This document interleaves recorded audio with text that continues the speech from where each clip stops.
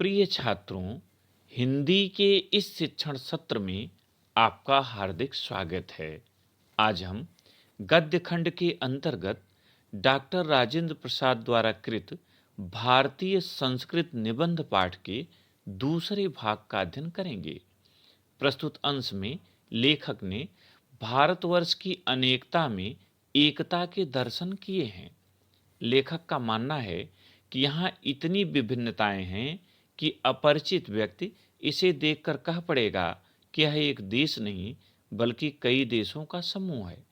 किंतु जैसे माले में सभी पुष्प एक साथ गुथे रहते हैं और एक दूसरे की सुंदरता को बढ़ाते हुए उनसे स्वयं सुशोभित होते हैं, वैसे ही हम सभी अलग अलग जाति और धर्म के होते हुए भी एक ही संस्कृत के उपासक हैं, जिसे हम भारतीय संस्कृत कहते हैं। आइए गद्यांश देखें। भिन्न भिन्न धर्मों के मानने वाले भी जो सारी दुनिया के सभी देशों में बसे हुए हैं, यहाँ भी थोड़ी बहुत संख्या में पाए जाते हैं। और जिस तरह यहाँ की बोलियों की गिनती आसान नहीं, उसी तरह यहाँ भिन्न भिन्न धर्मों के संप्रदायों की भी गिनती आसान नहीं। इन विभिन्नताओं को देखकर अगर अपरिचित आदमी घबरा कर कह उठे कि यह एक देश नहीं अनेक देशों का एक समूह है, यह एक जाति नहीं अनेक जातियों का समूह है, तो इसमें आश्चर्य की बात नहीं। लेखक कहता है कि भारत विविधताओं का देश है। यहाँ पर विभिन्न धर्मों को मानने वाले लोग रहते हैं।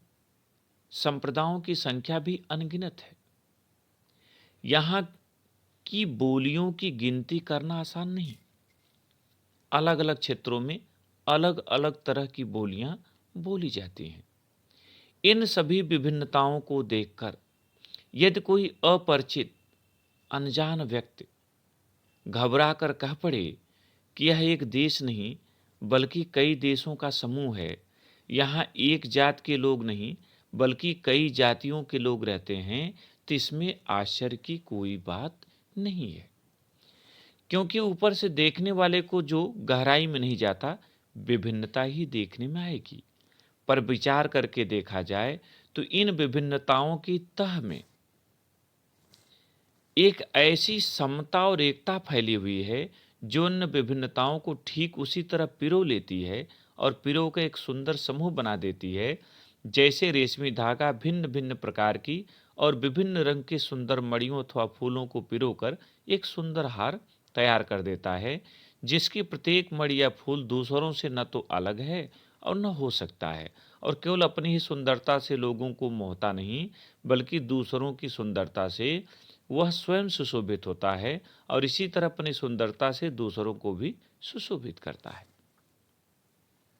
लेखक कहता है कि वास्तव में ऊपर से देखने वाला जो भारत की सभ्यता और संस्कृति की गहराई को नहीं समझता, उसे भिन्नता नजर आएगी, उसे अंतर दिखाई पड़ेंगे। किंतु जो भारत की सभ्यता और संस्कृति से परिचित है, वह जानता है कि जैसे एक माले में अनेक पुष्प पिरो लिए जाते हैं, गूंथ दिए जाते हैं और भिन्न भिन्न प्रकार की मड़ियां भी उसमें गुथकर एक सुंदर हार तैयार कर देती हैं। प्रत्येक मड़ि या फूल दूसरों से न तो उसमें अलग है न हो सकता है, क्योंकि अगर अलग हो जाएगा तो उसकी सुंदरता एक की रह जाएगी।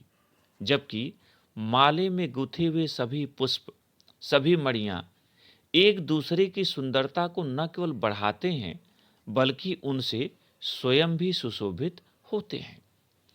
यह केवल एक काव्य की भावना नहीं है बल्कि एक ऐतिहासिक सत्य है जो हजारों वर्षों से अलग अलग अस्तित्व रखते हुए अनेकानेक जलप्रपातों और जल प्रवाहों का संगम स्थल बनकर एक प्रकांड और प्रगाढ़ समुद्र के रूप में भारत में व्याप्त है, जिसे भारतीय संस्कृति का नाम दे सकते हैं। लेखक कहता है कि भारतीय संस्कृति की अनेकता में जो एकता निहित है, वह किसी कवि की केवल कल्पना मात्र नहीं है, बल्कि यह एक ऐतिहासिक सत्य है, यथार्थ है। जिस प्रकार विभिन्न जलप्रपात माने झरने,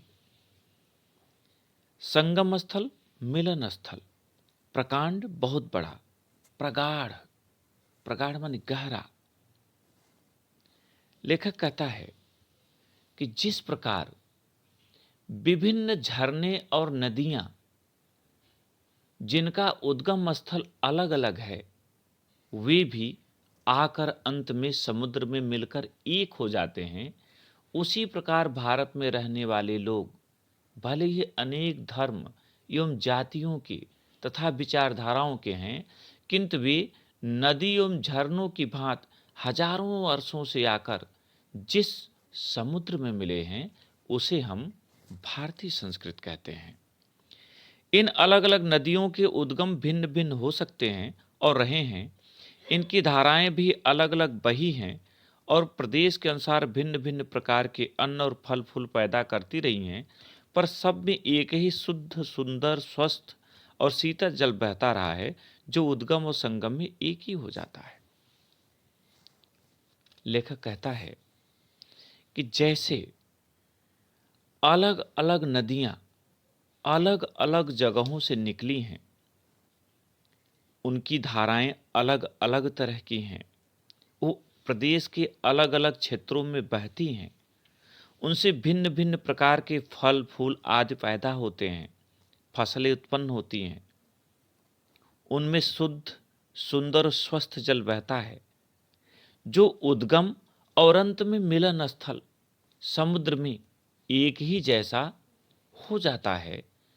उसी प्रकार, ठीक उसी प्रकार हमारी भारतीय संस्कृति में रहने वाले लोग अलग अलग जात के हैं, अलग अलग धर्म के हैं, अलग अलग विचारधाराओं के हैं, किंतु जब वे भारतीय संस्कृति में आकर मिल जाते हैं, एक हो जाते हैं, तो उन सभी के समष्टि को हम भारतीय संस्कृति कहते हैं और उसके भीतर कहीं भी अनेकता दिखाई नहीं देती।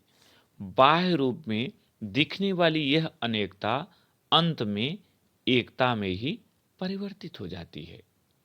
वास्तव में विभिन्न तरह के विचार वाले लोग विभिन्न नदियों की तरह हैं, झरनों की तरह हैं, जो अलग अलग संस्कृतियों में पले बढ़े हैं, किंतु जब वे समष्टि रूप में एक साथ हो जाते हैं तो भारतीय संस्कृति का निर्माण करते हैं, और यही वह संस्कृति है जो संसार में पूज्य है, महान समझी जाती है।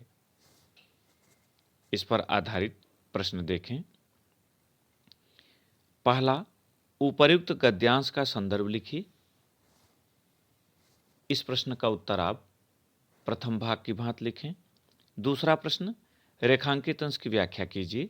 और यहाँ रेखांकित अंश है, यह केवल एक काव्य की भावना नहीं है, बल्कि एक ऐतिहासिक सत्य है जो हजारों वर्षों से अलग अलग अस्तित्व रखते हुए अनेकानेक जलप्रपातों और प्रवाहों का संगम स्थल बनकर एक प्रकांड और प्रगाढ़ समुद्र के रूप में भारत में व्याप्त है, जिसे भारतीय संस्कृति का नाम दे सकते हैं।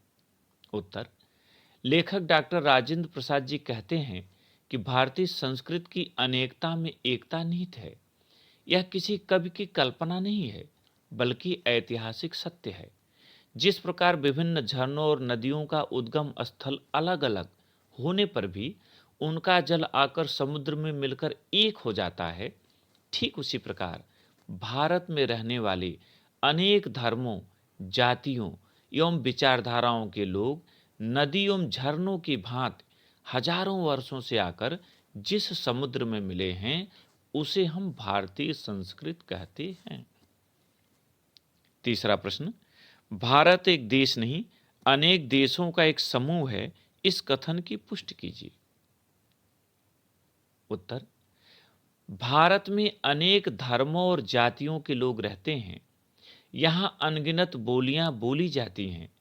भारत के सभ्यता एवं संस्कृति की भिन्नता को देखकर ही इसे एक देश नहीं, अनेक देशों का एक समूह कहा जाता है?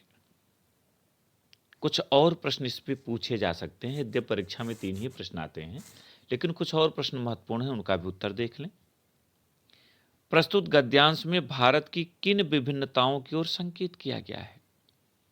उत्तर, प्रस्तुत गद्यांश में भारत में रहने वाले लोगों की जाति, धर्म, भाषा, बोली, वेशभूषा, रहन-सहन, खान-पान, रंग-रूप, रीति-रिवाज आदि विभिन्नताओं की ओर संकेत किया गया है। 5वां प्रश्न, उपर्युक्त गद्यांश के आधार पर भारतीय संस्कृति की प्रमुख विशेषता क्या है? उत्तर, उपर्युक्त गद्यांश के आधार पर भारतीय संस्कृति की प्रमुख विशेषता अनेकता में एकता है। अगला प्रश्न, इस गद्यांश में भारत की बोलियों एवं संप्रदायों के विषय में क्या बताया गया है? उत्तर, इस गद्यांश में भारत की बोलियों एवं संप्रदायों के विषय में बताया गया है कि वे परिमाण की दृष्टि से, संख्या की दृष्टि से असंख्य हैं। अंतिम प्रश्न, उपरोक्त गद्यांश में नदियों को किसके प्रतीक के रूप में प्रस्तुत किया गया है? उत्तर, उपरोक्त गद्यांश में नदियों को विभिन्न धर्मों एवं संप्रदायों के प्रतीक के रूप में प्रस्तुत किया गया है। प्रिय छात्रों, मुझे उम्मीद है कि आपको यह भाग समझ में आ गया होगा। तीसरे भाग के साथ फिर मिलेंगे। बहुत बहुत धन्यवाद।